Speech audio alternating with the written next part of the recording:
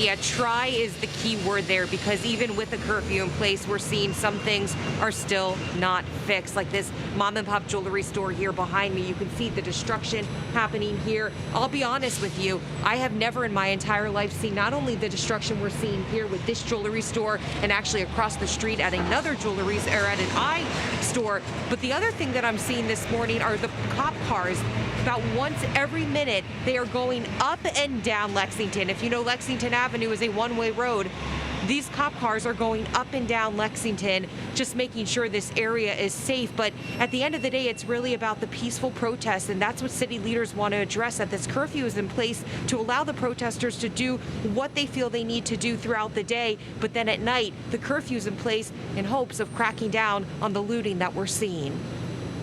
There's not a police officer over here that thinks Minnesota was justified. A powerful show of support from the highest-ranking uniformed member of the NYPD. Chief Terrence Monahan took a knee Monday at Washington Square Park while hugging George Floyd protesters at an organized demonstration. Do not let people who are not from this city have you come here and screw up your city. Chief Monahan calling on more controlled marches to keep away outside groups he says are causing the looting and trouble at night, problems which prompted city leaders to impose a curfew. Monday night's curfew began at 11 and will go into effect again tonight at 8 as NYPD doubles its police presence to help prevent violence and property damage. The curfew is to help us separate the peaceful protesters, which are the overwhelming majority, from people who are looking to exploit the moment